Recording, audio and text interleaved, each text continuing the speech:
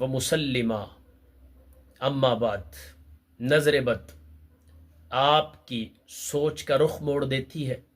نظر بد آپ کی زندگی کے قدم اکھاڑ دیتی ہے۔ نظر بد آپ کے گھر مکان کاروبار کو تباہ و برباد کر دیتی ہے۔ نظر بد آپ کے اتفاق کو کھا جاتی ہے۔ نظر بد آپ کے حسن کو ضائع کر دیتی ہے۔ نظر بد آپ کی اڑان کے پر کاٹ دیتی ہے۔ اور یہ خوفناک اور خطرناک یہ چیز آپ کے دماغ سے نیگیٹو شعائیں نکلتی ہیں اور جس جگہ پر پڑتی ہیں، یہ جو سوچ اکٹھی ہو کے جس جگہ کے لیے سوچتی ہیں، وہ نظر اور حسد کی بنیادیں بن کر اس سسٹم کا نقصان کرتے ہیں۔ ایک کارگزاری ٹھوکر نیاز بیگ سے ایک بچی کو میرے پاس ایک جاننے والے ریفرنس کے ساتھ تشریف لائے۔ میں نے تشخیص کی، بچی ماشاء اللہ وہ 12-15 سال شاید عمر ہوگی، تو بہت خوبصورت، اللہ تعالیٰ نے بڑا حسن دیا۔ میں نے اس کے بارے میں تشخیص کی تو معلوم ہوا کہ نظر بد ہے۔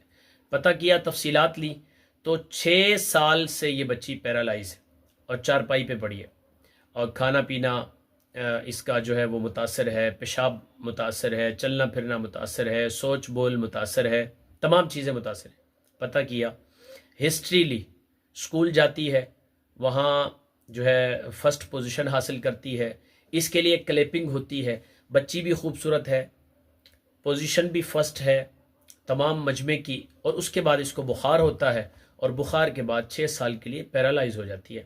میرے پاس تشریف لائے، میں نے اس کا بڑے، جس طرح دوسرے مریضوں پر توجہ ہوتی ہے، بعض لوگوں پر بڑا ہی فوکس کر کے علاج کرنا پڑتا ہے، اس بچی پہ الحمدللہ دم کیا اور ان کو الشفا تیل مالش کے لیے دیا، پینے کے لیے آب شفا، تعویذات شفا، وہ ساری چیزیں بھی دی، لیکن زیادہ فوکس مالش پہ تھا۔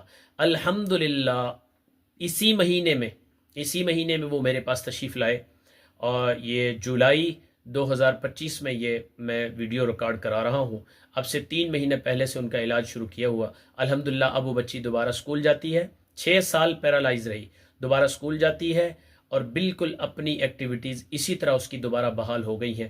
اتنی سخت نظر بد تھی، نظر بد سخت ہے، اس کا علاج بھی سخت ہے، لہٰذا جو بھی نظر بد کے متاثرین ہیں اس کو معمولی سمجھ کے ہرگز نہ چھوڑیں۔